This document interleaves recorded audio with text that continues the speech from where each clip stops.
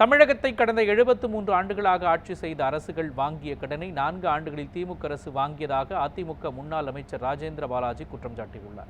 விருதுநகர் மாவட்டம் ராஜபாளையத்தில் மறைந்த முதலமைச்சர் ஜெயலலிதாவின் 77வது பிறந்தநாள் விழா பொதுக்கூட்டம் நடைபெற்றது. இதில் பேசிய முன்னாள் அமைச்சர் ராஜேந்திர பாலாஜி, சுதந்திரம் அடைந்த பின்னர் தமிழகத்தை ஆட்சி செய்த அரசுகள் வாங்கிய கடன் 5 லட்சம் கோடி ரூபாய் என்று தெரிவித்தார். ஆனால் கடந்த 4 ஆண்டுகளில் திமுக அரசு வாங்கிய கடன் மட்டும் 5 லட்சம் கோடி ரூபாய் என்று தெரிவித்த அவர், திமுக ஆட்சியில் விவசாயிகள், அரசு ஊழியர்கள், காவல்துறையினர், நெசவாளர்கள் உள்ளிட்ட அனைத்து தரப்பினரும் வஞ்சிக்கப்பட்டிருப்பதாக சாடினார். அறிஞர் அண்ணா கொண்டு வந்த இருமொழி கொள்கைதான் அதிமுகவின் நிலைப்பாடு என்று கூறிய ராஜேந்திர பாலாஜி, விருப்பப்பட்டவர்கள் எந்த மொழியும் படிக்கலாம், ஆனால் 3வது மொழியை திணிக்கக்கூடாது என்று குறிப்பிட்டார். 73 வருஷத்துல தமிழக அரசு ஆண்ட அத்தனை பேர் வாங்கிய கடன் 5 லட்சம் கோடி.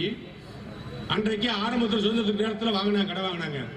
அம்மா காலத்தில் வாங்கின இடத்துல கட்டடமா நிற்குது, ஆறுகளா நிற்குது, டேமா நிற்குது. எடப்பாடி காலத்தில் வாங்கினது பில்டிங்கா நிற்குது, தூர் வாரினாங்க, பாலிடெக்னிக் கட்டினாங்க, மெடிக்கல் காலேஜ் கட்டினாங்க, இப்படி நிற்குது, கட்டணமா நிற்குது. இவர் 5 லட்சம் கோடி அன்னைக்கு 73 வருஷத்துல வாங்கின கடை மொத்தம். இவர் 4 வருஷத்துல வாங்கின கடை மட்டும் 5 லட்சம் கோடி. இதுல ஆண்டுக்கு 1 லட்சம் கோடி வருமானம் வேற வருது எக்ஸ்ட்ரா.